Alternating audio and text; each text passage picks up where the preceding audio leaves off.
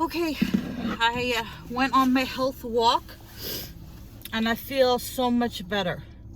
I did chew another piece of gum, but not while I was walking. Before I went walking, when I went to see my mom. So that makes 4 pieces for today. Walking in the cold air, 39 degrees. The brisk cold air made me feel better.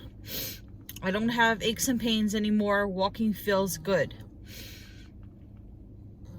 And I'm sure as each day goes by, this is day 2 smoke-free. Day 2 completely smoke-free. I'm sure as I get used to being smoke-free, I'll feel even more health benefits. And I want to thank everyone. My nose is running. Where's tissue? I usually keep napkins in the car. What do I do with all of them? What do I do with all the napkins? I don't know where they are. Okay.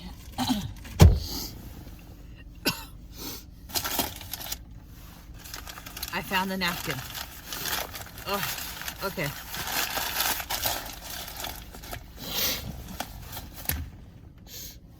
What was I saying? Oh, thank you to all the people for all the support. So many of you have said that you're either a current smoker trying to quit or a former smoker who has quit, and you've told me about your journey. And some people have even said that I have inspired them to start their journey. And that's amazing to me. That's amazing to me, because like, who am I? You know, I'm just a person. I'm just a girl from Brooklyn, right? Just a girl from Brooklyn talking to you about her life. Just an average, everyday person with problems and, you know, issues and things, dreams and goals, and trying to make myself better. So if I can inspire other people, then that is a truly awesome thing, and I appreciate that. So I am gonna go get a meal for dinner. I know my vlogs are manic, you know, first I'm up, then I'm down, then I'm up, then I'm down. So I know you guys will probably want to know, I would want to know, because I'm curious George. What happened to the homeless guy that I told you sadly passed on?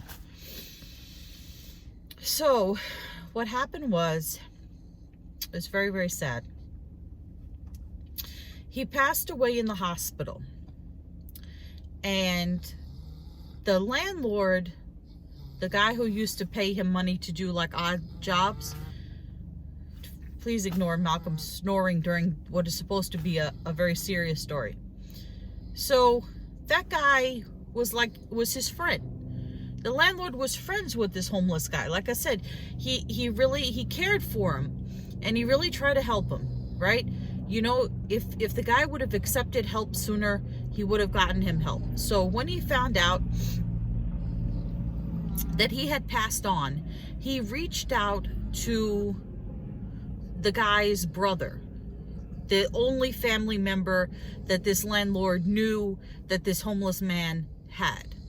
So he reached out to his brother, because when you pass away in the hospital, because I know, because from when my dad passed away, they keep you in the hospital morgue. Such a happy Christmas story. They keep you in the morgue until the funeral home contacts them for them to release the body. And they will only release the body to a next of kin, a family member, a spouse, or whatever, right? So the landlord reached out to the brother, and the brother did not want to claim the body. I don't know what bad blood they had, the homeless guy and his brother. I don't know what bad blood they had, but there was definitely bad blood, like I said, from what I heard. And the brother didn't want to have anything to do with him. He didn't want to know anything. So the landlord guy said to him, okay, you don't want to have anything to do with this. That's your privilege. That's your prerogative. Let me take possession of the body, and I will bury him. I will pay for the services, and I will put him in the cemetery, and I'll make sure he goes to the cemetery and has a headstone and all that kind of stuff. And you know, funerals are expensive. I know my father's funeral was a simple funeral, and it's expensive.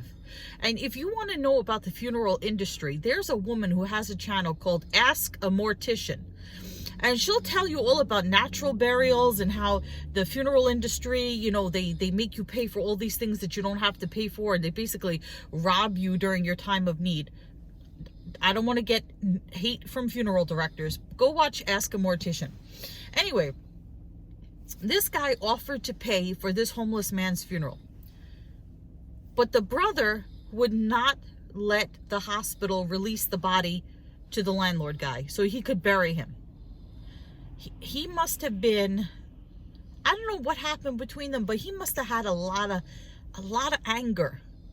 He must have had a lot of anger in him that he didn't want to bury his brother, and he didn't want anybody else to do it either. He really wanted him to have like nothing, you know. And I like I said, I don't judge. I don't know what happened there.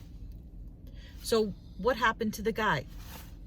When no one claims your body, or you can't afford to have a funeral, you get buried in a potter's field.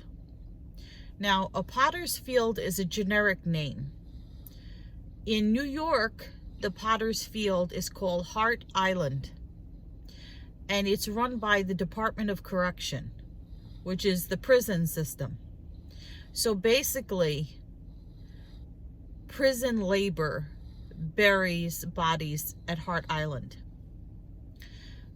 And if you want to visit a loved one there, it's not open to the public. And you have to take a ferry there. So if you want to visit a loved one that's buried on Hart Island, you have to reach out to Department of Correction and let them know who this person is, your relation to them, and then you can schedule a visit. I don't know, this is what I've read. I've never actually visited Hart Island. If it was open to the public, I would like to visit, because I just have a morbid sense of, I'll tell you, I don't know if I should tell you guys this. I like cemeteries. Some cemeteries are historical. Some cemeteries are very beautiful. I don't want people to die. I don't want death. But I find something very peaceful about going to a cemetery, whether you're visiting your loved one or not. But I could go to the cemetery, like I could go visit my grandfather.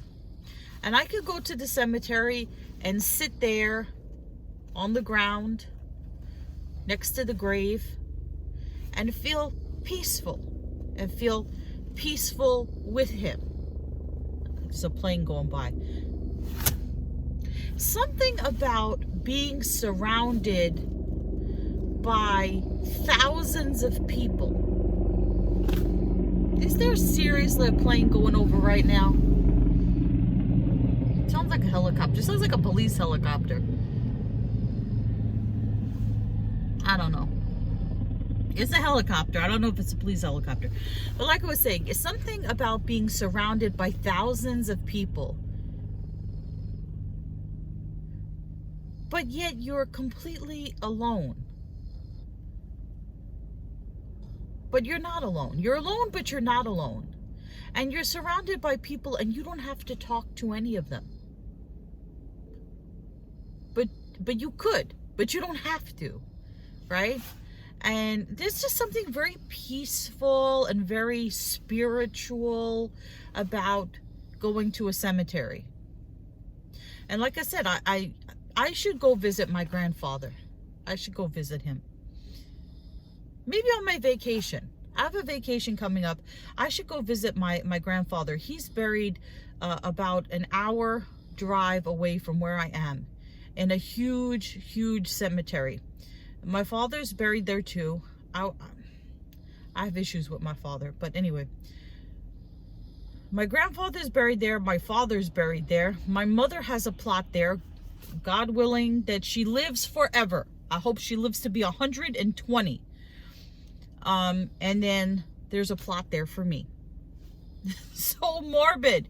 It's so morbid. But anyway, like I said, I think I will go and visit my grandfather. But the thing about that is it's such a huge cemetery. So it's such a huge cemetery. I can never find him when I go there. I always have to call up ahead of time and find out what row and aisle he's in. And then when you go there, it's like I always end up driving around in circles for like an hour trying to find him, because I don't go that often. But I should go and I should sit with him and I should talk with him. I loved my grandfather. I love my grandfather. I should go and talk to him. I haven't had a good talk with him in a while. Should sit there and pray with him and talk with him. Now I'm going to make myself cry. My grandmother, that's my mother's father. That's the grandfather I'm talking about. My father's mother, who I love dearly. She was a wonderful grandmother. I mean, my father, I'm not going to say, but my father's mother, my grandmother, was a wonderful woman. Wonderful woman. She was a great woman, and I loved her dearly. She's in a mausoleum. So she's in a drawer. And I'll get back to Hart Island in a second. But I remember when she passed away, we had services for her. And then we drove with the hearse to... She's in a different cemetery. I haven't visited her since she passed away. So I don't even remember. I don't remember what the name of the cemetery is. I have to ask my mom or my cousin. I have a distant cousin I could ask. So we went there. They take the body out. This is such a horrible vlog. Okay. All those flowers that you buy, those huge floral arrangements, they put them on top of the casket. And then when the casket gets to the mausoleum, they push off all the flowers. They ask you, do you want any to take home with you? You don't want any? They push them into the garbage. They push them off. They put the, I guess it depends on how high up you are. My grandmother happened to be in the top drawer. So they put the body on a lift, like an accordion. It's like an accordion lift, and there's a guy that opens up the drawer. They push the casket into the drawer, and I think the guy climbs in the hole to make sure the casket is in there, and they close it up, and that's it. And she's in a drawer. So she's in a mausoleum, and my grandfather is in the ground. So like I said, I could go visit him and have a peaceful prayer and talk with him. You know what always interests me at the cemeteries? Those people that have mausoleums that are like individual, like houses. You ever go to like a cemetery and it looks like a little personal house, and just in there is the drawer or whatever it is where the casket is inside, and it's locked. So I guess like you could go in there. You could go if you had somebody in there. I don't know how much those things cost. You put a key in there and you go and you sit with your loved one in like this little teeny house. And I guess it's more personal. I don't know. So Hart Island, you have to make special arrangements to go to Hart Island, and you have to take a scheduled ferry to get there. And the prisoners bury. Oh, see, now I took that gum. Now I'm getting chest pain again. Not chest pain, but like indigestion. Like heartburn.